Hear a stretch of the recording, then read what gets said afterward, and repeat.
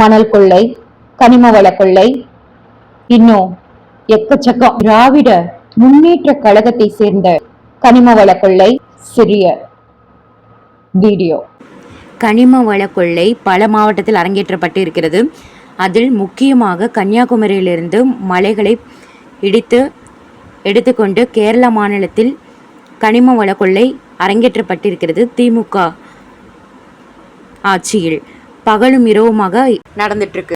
மணல் கொள்ளை இன்னும் எக்கச்சக்கம். சிறிய வீடியோ.